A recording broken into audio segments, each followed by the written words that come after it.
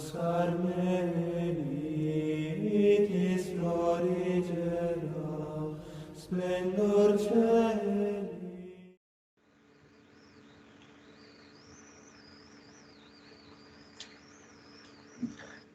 Queridos irmãos, queridas irmãs, vamos hoje fazer aqui esse comentário do Evangelho de São João, conforme nós nos propusemos decorrer dessa semana,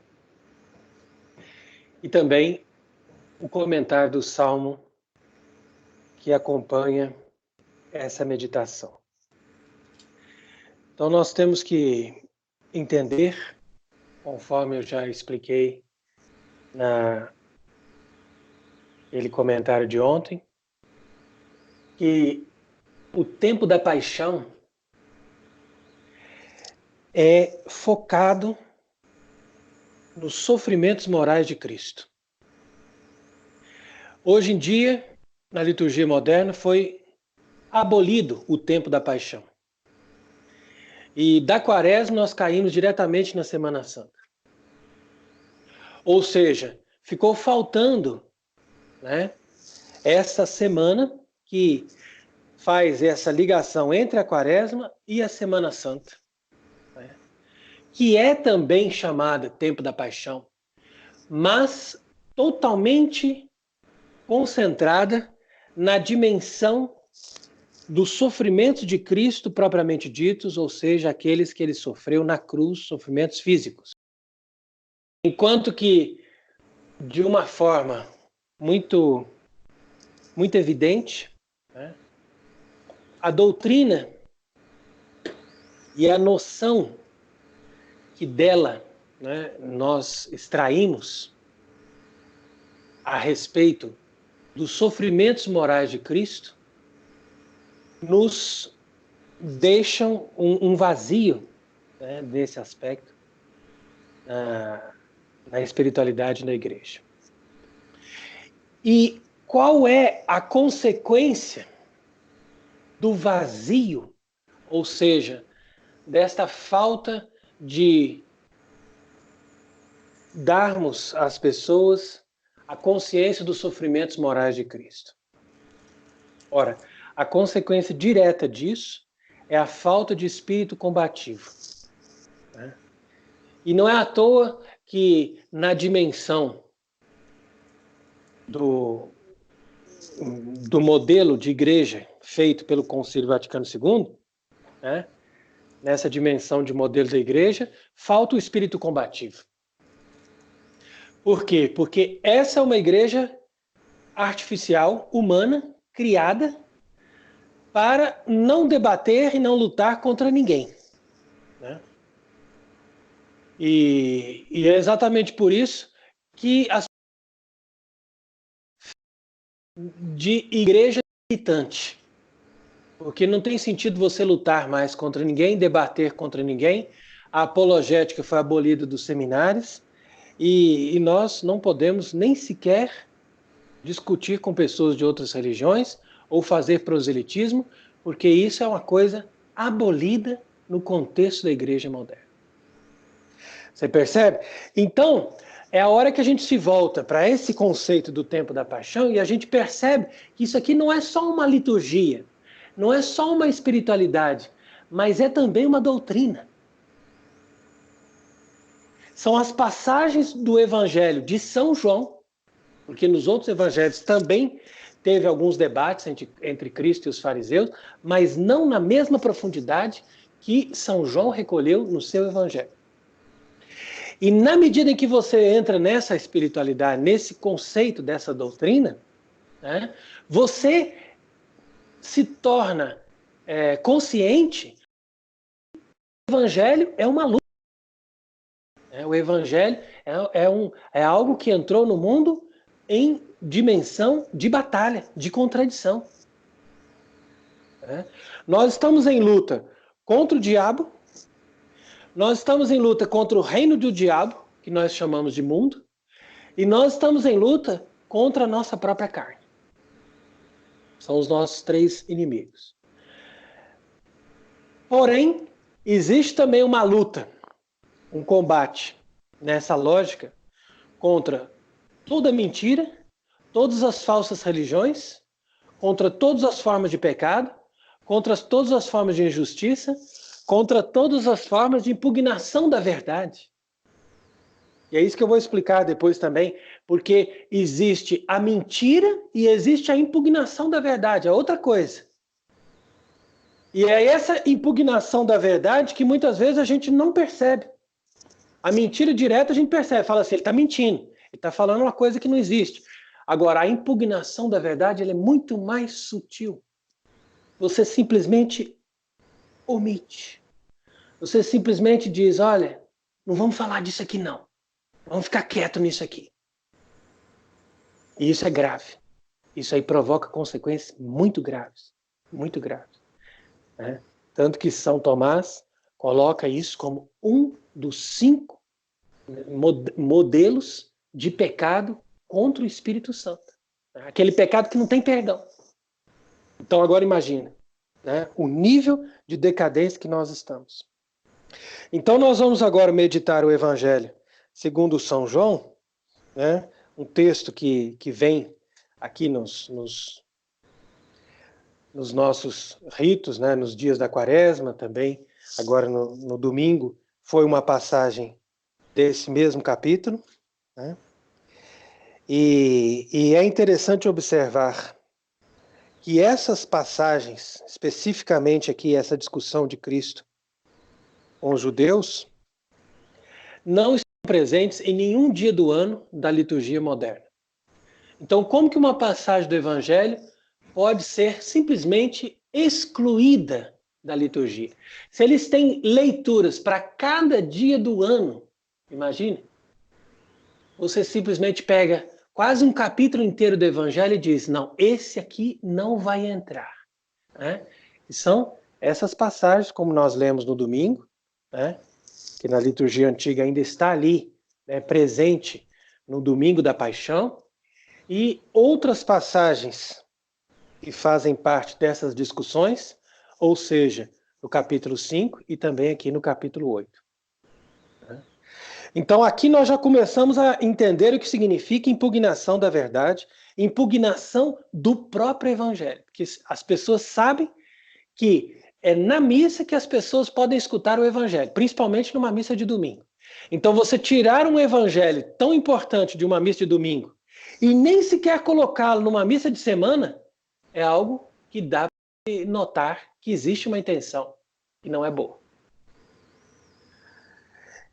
E agora, especificamente durante esses dias que as pessoas estão confinadas, né, por uma determinação do governo mundial, que não permite as pessoas saírem da rua por causa de um vírus aí que nem sequer está bem esclarecido, né? Então fica mais ainda uma ocasião propícia para as pessoas se darem conta do nível do combate que nós estamos vivendo.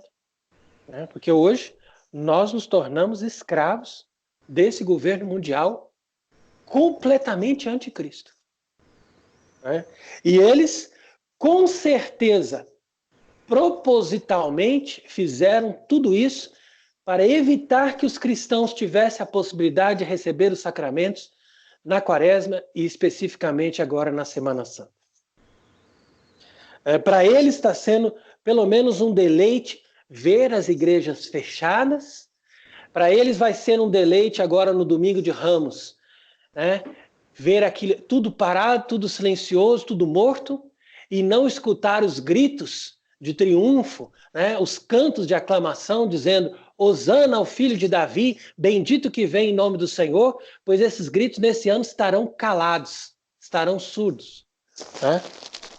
E que as pedras gritem, uma vez que nós não podemos aclamar o Senhor nas ruas por conta de um vírus completamente suspeito, né, que apareceu aí de repente entre nós.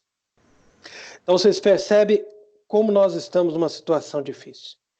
Daí a importância de aproveitar essa ocasião, né? A providência também nos dá ocasião para meditar, para estudar a nossa religião, né? Rezar e descobrir Por que de toda essa perseguição contra Deus e contra Cristo? Por que de toda essa perseguição contra a igreja? Por que que a Semana Santa foi impugnada no ano de 2020? Mesmo que a pessoa diga, mas os padres celebram sozinho, a missa vale igual. Sim, mas não é a mesma coisa que uma dimensão pública, né? Principalmente para esses governos que são totalmente preocupados, né? Eles estão com certeza felizes, né, de fazer com que na Itália, principalmente, onde está Roma, né, e em muitos outros países católicos, os cristãos não possam celebrar a Semana Santa, né, e não possam aclamar Cristo como verdadeiro Rei, Salvador e Redentor, né, o Messias, o Rei de Israel. Esse silêncio vai ser muito propício para que eles apresentem um outro rei, um outro Messias, um outro rei de Israel. E é nisso que as pessoas não conseguem sintonizar, porque tem muita gente, hoje em dia, nos meios de comunicação que são alternativos, como as redes sociais, YouTube, etc., que estão acordando, né, para essa chamada teoria da conspiração, para como que o mundo realmente é uma grande mentira, né? Mas não conseguem chegar até o verdadeiro, né, sentido daquilo que move, né, o mundo hoje em dia. Aquilo que está, o germe, aquele que é o núcleo pensador de todos esses eventos, né? Então é importante a gente entender isso, que a briga é espiritual. E que lá, como finalidade, todos esses eventos estão simplesmente impugnando a religião cristã para chegar ao advento de um outro rei, de um outro Messias, de um outro Salvador de Israel. Então vejam aí, nós vamos, aproveitando essa ocasião, né, de recolhimento, de confinamento obrigatório, e devemos não somente meditar, rezar, mas aproveitar esse momento para a reforma dos nossos costumes. Isso é fundamental. Porque agora você não tem desculpa. Você está dentro de casa, você tem tempo para fazer a sua comida, você pode selecionar as coisas que você está vendo na televisão ou que você está vendo na internet. Você tem como organizar de novo a sua vida e a sua mente. E é nesse sentido que nós vamos também depois falar um pouco mais de uma encíclica aqui do Papa Leão XIII, né, que nós devemos perceber aí que se a quaresma, né, o tempo da paixão, não produz em nós a reforma dos costumes, a nossa Semana Santa é vã. A nossa Semana Santa é perdida. Então, valeu mais a pena você ficar em casa e perder todas as semanas as celebrações de Semana Santa do ponto de vista espiritual, né? Se pelo menos no fim de todo esse processo você tiver chegado a uma consciência do combate e a uma reforma da sua vida, dos seus costumes. Porque, de fato, não adianta absolutamente nada para um cristão participar piedosamente de todas as cerimônias de Semana Santa, desde o domingo de Ramos, e depois continuar vivendo a mesma vida miserável, né, de uma pessoa que nega a Cristo, que lá no domingo de Ramos grita Hosana ao filho de Davi, e que assim que termina tudo aquilo grita crucificam 365 dias por ano com a sua vida de pecado. Então isso aí é a mesma coisa que perder tempo. Então, nesse ponto, bem fez Deus de permitir que o diabo tivesse poder sobre essa humanidade para impedir que eles celebrassem bem a Semana Santa nesse ano, para ver se as pessoas começam a saber, né, celebrar aquilo, não somente com um simples rito ou um simples folclore, mas com uma verdadeira intenção de agradar a Deus e de ser fiel a Cristo. Com aquela... com os judeus, a respeito da sua vinda ao mundo e do sentido da sua aparição sobre a terra. Então é isso que nós estamos propondo durante esse tempo da paixão. Por isso que são várias conferências assim de comentários sobre o Evangelho, né? Para juntar ali todo o contexto do pensamento e relacionar o sofrimento moral que Cristo enfrentou ali, naquelas discussões, naqueles constrangimentos, naquelas humilhações, naquelas pessoas que negavam ele, né? Naquelas situações difíceis de debate. E ver que Nosso Senhor enfrentou todo esse combate violento com essas pessoas, que estavam com certeza também movidas por um espírito muito ruim, né? Não foi em vão que ele enfrentou isso. Esse sofrimento foi um combate que ele quis dar ali, enfrentar, né, para nos mostrar até que ponto nós também temos que defender a fé. Defender a fé começa por defender ele mesmo, Jesus Cristo, na sua verdadeira humanidade e na sua verdadeira... Então, por isso que diz o Evangelho, São João, capítulo 8.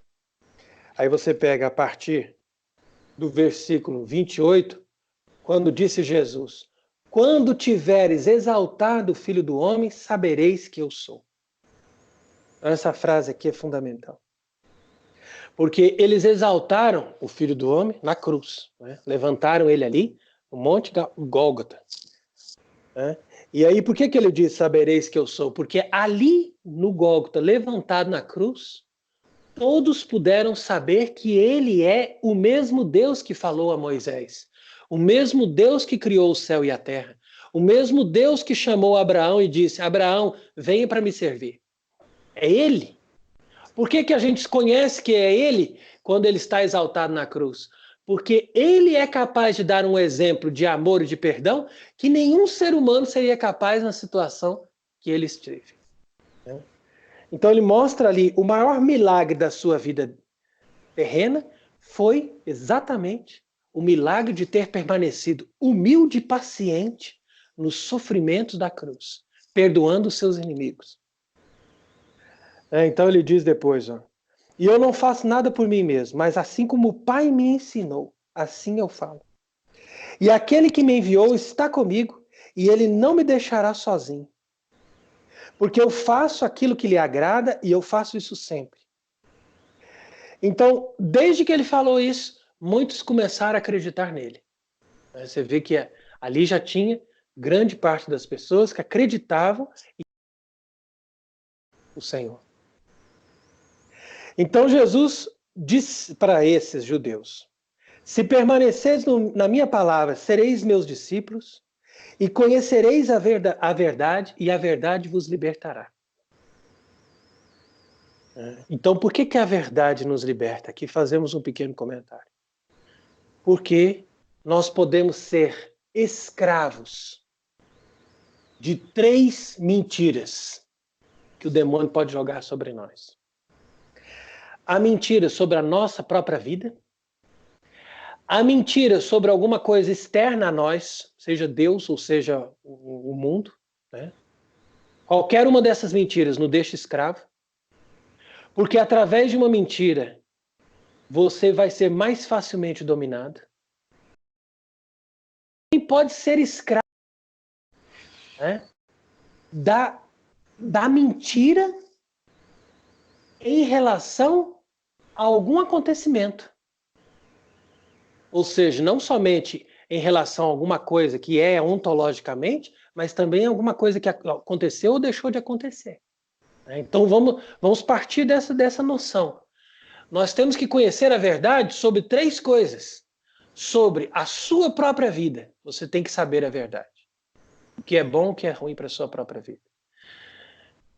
Depois, você tem que saber a verdade sobre aquilo que é ou que não é. Por exemplo, se Deus existe, se não existe. Se existe a vida eterna, se não existe.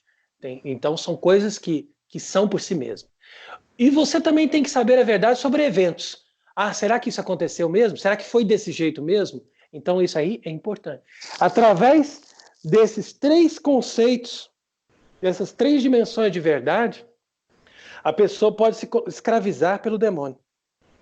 Então, por isso que Jesus falou: se vós ouvirdes a minha palavra, sereis meus discípulos e conhecereis a verdade, e a verdade vos libertará.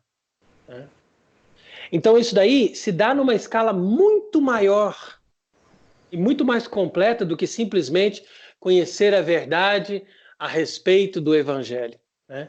Mas é conhecer a verdade integral, tal como ela é revelada por Deus para a sua igreja, que nós chamamos de Igreja Católica. Então veja aí como nosso Senhor vai... né?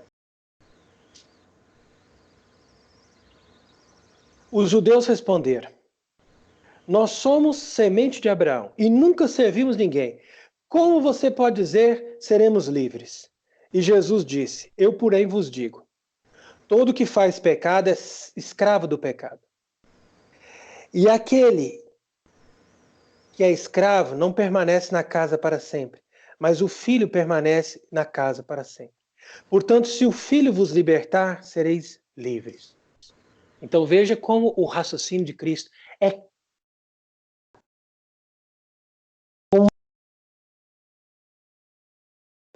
e que bonita, tendo naquela água. Aquilo é o raciocínio, a beleza dos argumentos de Nosso Senhor. Né? Olha, você tem um servo e você tem um filho.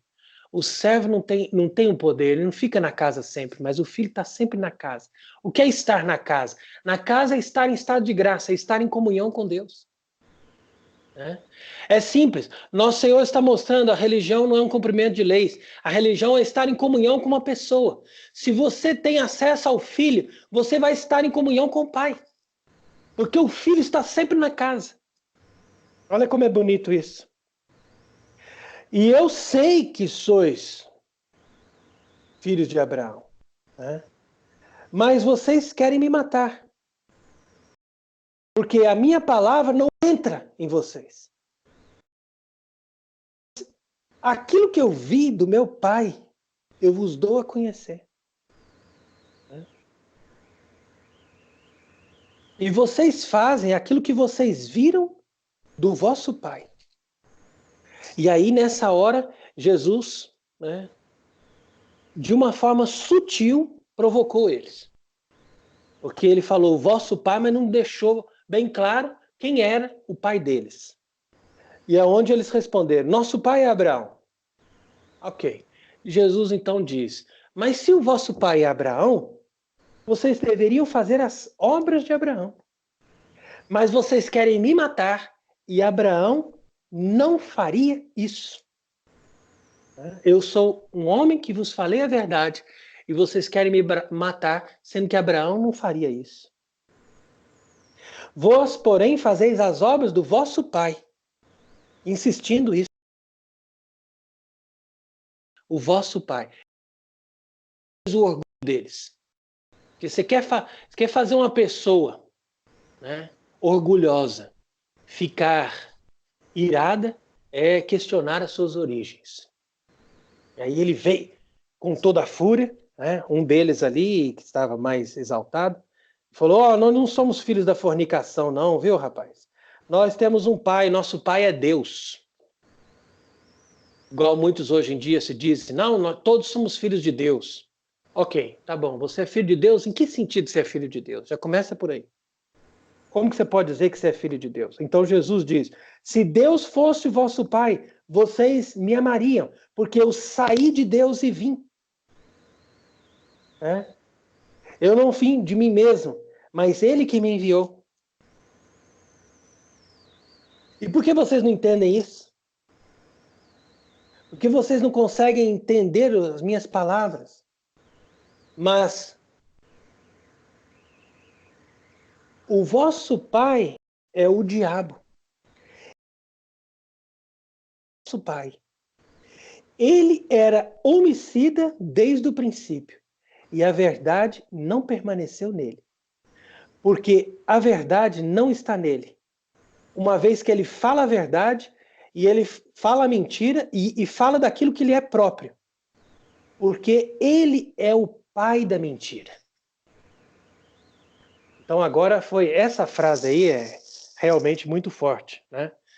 De certa forma, muitas pessoas até poderiam justificar a postura da igreja atual de não querer nunca ler esse evangelho na liturgia. Porque você vai ler dizendo, olha, vocês são filhos do diabo. Né? Isso aí é muito forte para falar para as pessoas, inclusive vão ser acusados de antissemitismo e qualquer coisa assim. Mas que o evangelho é claro. Né? Jesus não está sendo antissemita, pelo contrário, muitos judeus estão acreditando nele e estão entrando para o lado dele. Né? Aqui o movimento do Evangelho de São João é bem claro. Na medida em que Jesus vai se revelando, os judeus vão acreditando nele. Mas vai ficando uma massa, um certo grupo, né, que vai se obstinando cada vez mais no ódio contra ele. Esse ódio contra ele é movido pelo orgulho. E quem move a máquina do orgulho é o diabo. Então, por isso, nosso Senhor teve toda a razão de dizer que o pai deles é o diabo.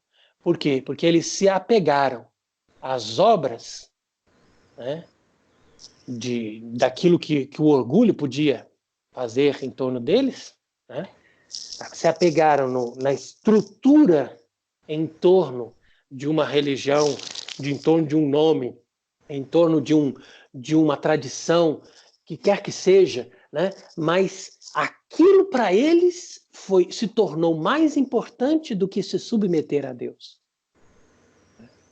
Então a estrutura externa da religião, para eles ficou mais que se submeter a Deus.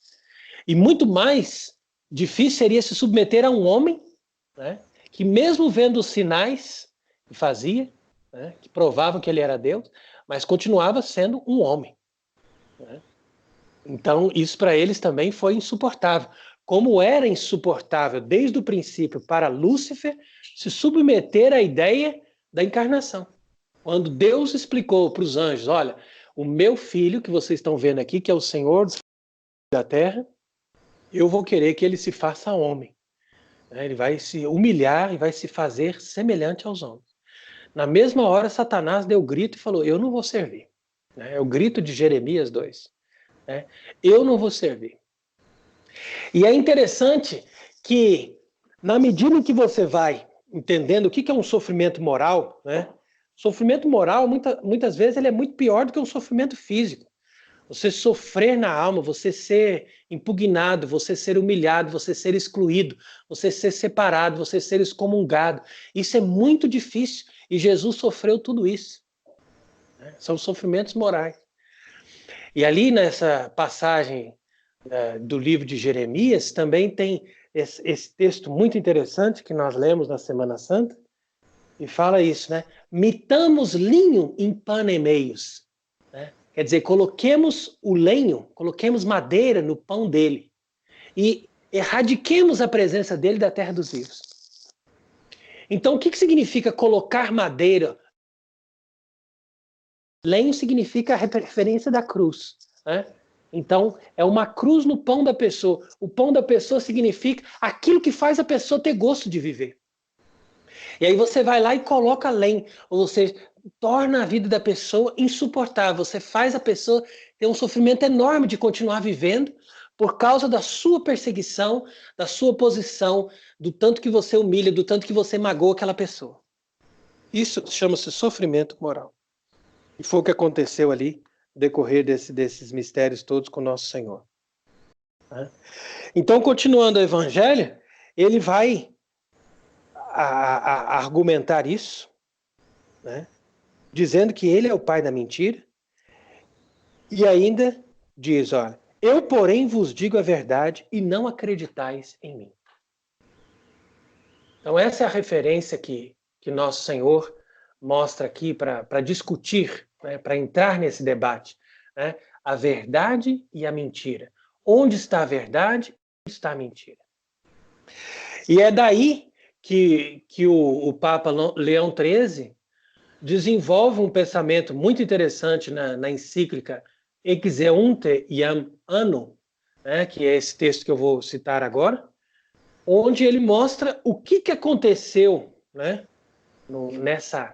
nessa dissolução da sociedade cristã, da sociedade que estava baseada na verdade, que estava baseada no pensamento do Evangelho, estava baseada na verdadeira e boa filosofia. Né? E uma vez destruindo essa filosofia a partir do fim da Idade Média e destruindo os pilares, né, da verdadeira religião, o trabalho depois, em seguida, da Renascença até o fim do século XIX foi de corromper a humanidade nos piores vícios. Né? Corromper a humanidade nos piores vícios, uma vez que eles já estão corrompidos no pensamento. Então, essa é a lógica, né, que vai aqui desenvolvendo os papas, principalmente a partir de Gregório XVI, eles vão sempre mostrando que a partir do momento que você é corrompido no pensamento e que você já não tem mais a noção da verdade, daí um passo a mais você será corrompido também nos vícios e nos maus costumes. Então veja o que diz o Papa Leão XIII. De fato, esquecendo-se do princípio pelo qual nasceram e da finalidade ao qual são chamados, fixaram todo o seu pensamento na solicitude dos vãos e caducos bens da terra, violentando a natureza e invertendo a ordem estabelecida, se tornam voluntariamente escravos daquilo que o ser humano deveria, segundo a razão, dominar. Exatamente o que nosso Senhor Jesus Cristo disse. Né? E vós sois escravo. Aquele que faz o pecado é escravo do pecado. O incentivo do vício e o seu fatal compromisso com o pecado, diz o Papa, avançam de sorte que as representações de teatro, livros, jornais e a própria arte, que deveria ser elevação da alma, são destinados a inflamar as paixões humanas. Então aqui a gente poderia acrescentar os filmes, né? Porque hoje em dia, além do teatro, dos livros, dos jornais, uma coisa que leva muitas pessoas para a corrupção são os filmes, é o cinema. É o cinema. Né? E a própria arte, como ele diz aqui, ó, que leva a pessoa, ao invés de levar a pessoa para Deus e para cumprir a sua finalidade, leva para as paixões humanas. Então você veja como nós nos tornamos escravos, a nossa civilização se tornou completamente escrava. Aos adolescentes, ao invés do ensinamento da religião, são dadas doutrinas viciadas para perderem a noção do que é verdadeiro, de forma a contaminar a juventude com sofismas dos erros. Isso aí é desde as escolas. Por isso que hoje em dia não tem como colocar uma criança numa escola. Você já vai, desde o momento que ela começa a aprender os sofismas dos erros, ao invés de aprender a noção da verdade. Ao invés de ela aprender a seguir a lógica e a verdade, ela vai seguir essa tal que cada um tem a sua verdade. E que o mundo é uma tolerância tão bonita em que todos, cada um pode ter a sua verdade e no final das contas, naquele mosaico de verdades, a gente forma ali um belíssimo quadro, né? Uma coisa linda para a gente contemplar sem sentido nenhum. Né? É isso aí, o nosso tempo. Continua o Papa. Mesmo nas ciências, tudo é feito com desprezo da fé divina e se acostuma a filosofar somente com o magistério da razão, sem distinguir o que é verdadeiro e santo. O veneno dessas doutrinas rapidamente invade a vida pública e privada. E o racionalismo, o materialismo, o ateísmo, o comunismo e o niilismo e outras pestilências que normalmente deveriam ser evitadas desde o princípio, invadem a vida das pessoas. Assim, querem impunemente rejeitar a religião católica, de cuja origem divina é clara por tantos sinais evidentes, e aceitar outras formas de culto que certamente carecem de prova e de credibilidade. Olha aí a lucidez, né, de um Papa está falando.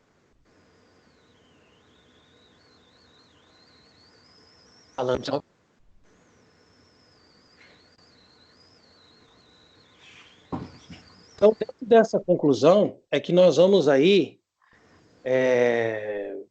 perceber, como o Papa mesmo vai depois advertindo, né, que nós temos que ter uma atitude diante disso. Nós temos que ter um combate contra essa sociedade, né? E é nessa postura também que vem ali o Salmo 68, né, que é um salmo por excelência do conhecimento da paixão, como é também o caso do Salmo 21.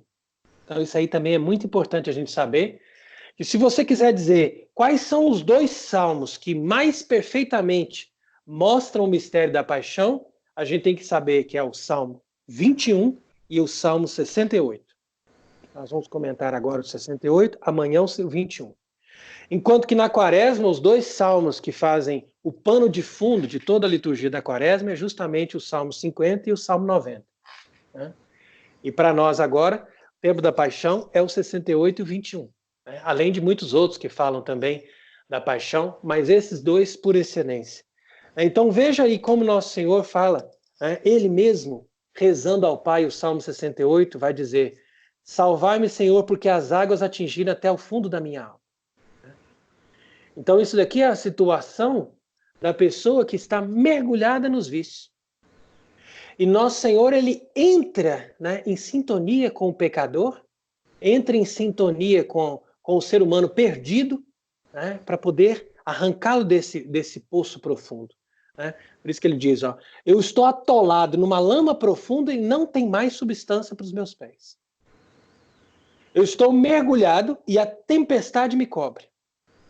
Eu trabalhei clamando e estou esgotado. Os meus olhos definharam enquanto eu espero no meu Deus.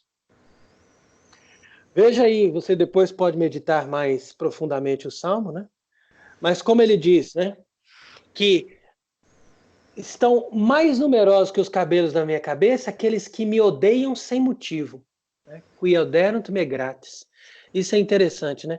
É o ódio que se volta contra Cristo que faz a gente responder com o combate. Portanto, a igreja, ela não tem ódio dos seus inimigos, mas ela se move no combate por causa que os seus inimigos têm ódio contra nós. Aí que está a questão. Né?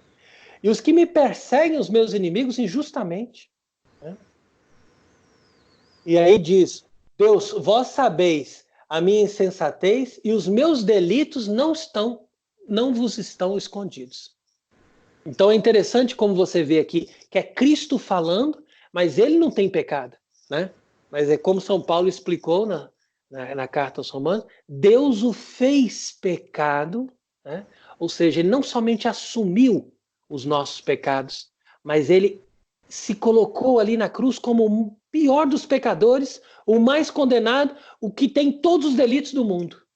Ele era o bode expiatório, literalmente, né, conforme o rito que ele celebrava no Antigo Testamento, que o sumo sacerdote impunha as mãos sobre esse bode, e esse bode então recebia todos os pecados do povo, e ele saía para o deserto para pagar o peso desses pecados. Imagine. Então assim foi Cristo. Né? Por isso que diz ali também, por causa de ti eu sustentei o opróbrio, e a minha face está coberta de confusão.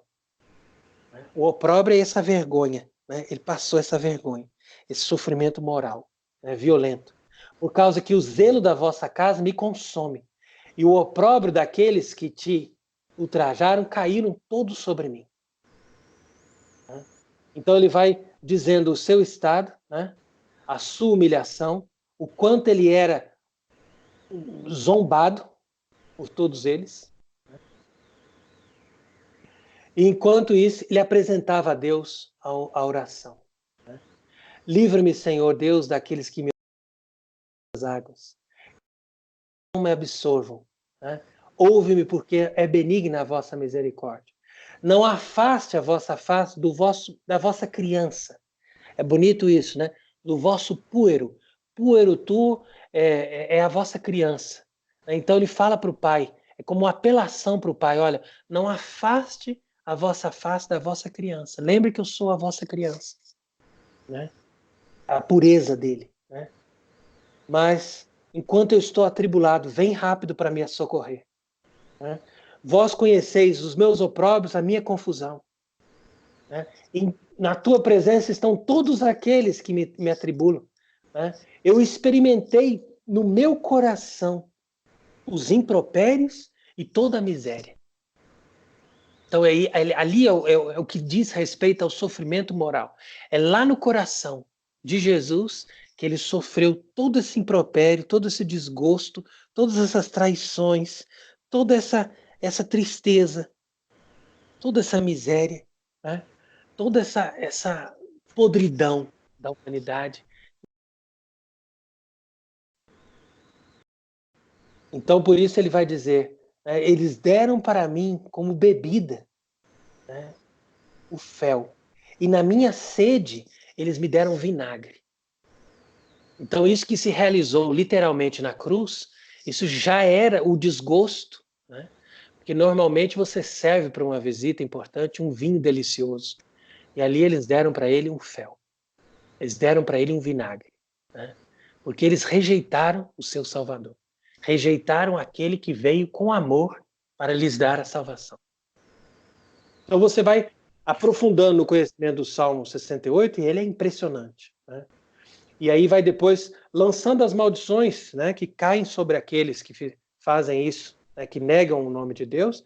E entre essas maldições tem uma impressionante que vai dizer assim, ó, põe a iniquidade sobre eles, e que eles não entrem na vossa justiça. Ou seja, que eles não conheçam a verdade, que eles não tenham condição de fazer uma coisa boa, que a obra má se acrescente a mais obras más. Então é impressionante a noção dessa coisa, como a pessoa, quando ela nega a Deus, quando ela cai nessa cegueira, né? Então se lança sobre ela automaticamente essa maldição, que a cegueira dele seja cada vez maior, que as obras dele sejam cada vez piores e que ele não chegue no conhecimento da verdade. Essa é a própria atitude já de uma pessoa que já está definhada, né, no caminho do mal. E ele diz, eu, porém, sou pobre e dolorido. A tua salvação, meu Deus, venha ao meu socorro. Porque o meu sacrifício valerá muito mais do que o sacrifício dos novilhos e de touros. E todos os que são verdadeiramente pobres, né, de espírito, vão se alegrar. E eles vão cantar louvores a Deus. Por ver que Deus salvou Sião e edificou a cidade de Judá. Então, Sião e a cidade de Judá representam a nossa vida espiritual, a nossa eterna Jerusalém, que está no céu. Então, aqui, a projeção desse salmo, né, que você depois pode rezar com mais profundidade, né, ela se lança profundamente nessa perspectiva da paixão, mas, ao mesmo tempo, também na perspectiva daquilo que acontece hoje com o mundo e com a igreja, né? Que foi alertado pelos papas, principalmente esses papas do século XIX. E aí onde vem a exortação de Leão XIII, no fim desta encíclica, né, citando a carta aos Hebreus. Né? Ele vai citar a carta aos Hebreus, dizer, olha, corramos com perseverança ao combate que nos é proposto, com o olhar fixo no autor e consumador da nossa fé, Jesus Cristo. Em vez do gozo que se lhe oferecera, ele suportou a cruz e está sentado à direita do trono de Deus. O gozo que se lhe oferecera foi o quê? De ser ali considerado simplesmente como uma personagem humana, como uma pessoa que tinha que receber honra e glória das pessoas, mas tinha que fazer, né, o jogo politicamente correto ali e aceitar o esquema deles. Né? Mas Cristo, ao invés disso, suportou a cruz. As contrariedades cheios a bater pelo vendo aí? Né? Isso é a passagem da carta aos Hebreus. Né? Então veja que nós estamos numa verdadeira luta, nós não podemos deixar esse combate. De um lado existe a verdade, de um lado existe a mentira. De um lado existe o verdadeiro Deus revelado no seu Filho Jesus Cristo. De outro lado existe o verdadeiro inimigo revelado na face sedutora e mentirosa do anticristo.